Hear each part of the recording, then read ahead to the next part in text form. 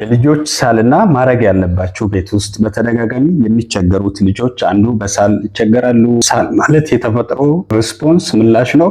አዋራ፣ ጀርም፣ ንፍጥ፣ ፈሳሽ ነገር ጎሮሮ ውስጥ ወይ ደግሞ መተንፈሻ ቱቦ ውስጥ ሲኖር ለማጽዳት ለማውጣት የሰውነት ሪስፖንስ በማሳል መልስ ይሰጣል። ታዲያ በዚህ መልክ ሳምባ ንጹህና ጤናማ ሆኖ እንዲቆይ ያደርጋል። ታዲያ እነዚህ የተለመዱት የሳል መንስኤዎች ህጻናት ላይ አንደኛው ጉንፋን ነው። በቫይረስ የሚከሰት ጉንፋን በተደጋጋሚ ይይዛቸዋል። በዚህ ምክንያት ህጻናት ሌሎች ምልክት በተጨማሪ ያስላቸዋል። ሌላ ምክንያት የተለመደው አለርጂ ወይ ደግሞ አዋራ፣ ለምሳሌ ማንኛውም እንደ ጭስ አዋራ ጎሮሮ ውስጥ ሲገባ ማሳከክ፣ ቱቦ መቆጣት ስላለ ይሄን የተሰማቸውን ማሳከክ ደግሞ በአለርጂ ምክንያት የቱቦ መቆጣት የመጣውን የተፈጠረውን ፈሳሽ ለማውጣት ልጆች ያስላቸዋል።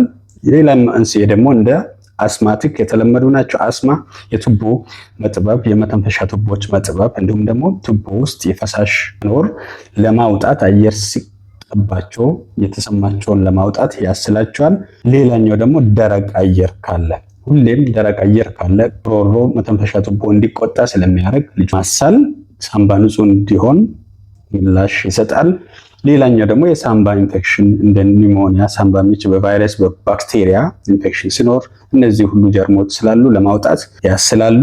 ሌላ የተለመደ ደግሞ ትናንሽ ልጆች ላይ ወተት ሲጠቡ እንደ ድንገት ጎሮሮ ወይ ደግሞ ሳምባ ቱቦ ውስጥ ሲገባ ትን ብሏቸው ሲገባ እንደዚህ ያደርጋል። ታዲያ ቤት ውስጥ የሚታረጉ ፈሳሽ በደንብ እንዲወስዱ፣ ጎሮሮ ውስጥ እንዳይደርቅ በቂ ፈሳሽ እንዲወስዱ፣ ትኩስ ነገር 1 ዓመት በላይ እንደ ሻይ በማር እንዲወስዱ ይመከራል። ማር በተለይ ጎሮሮን ማስታገስ ቁስሉን ማስታገስ ባህሪ ስላለበት። ትናኛው ደግሞ ሁሚዲፋየር ጎሮሮ እንዳይደርቅ እርጥብ ሆኖ እንዲቀጥል ከሚታረጉት ውስጥ ሁሚዲፋየር ቤት ውስጥ ጣጠን በጣም ይጠቅማቸዋል።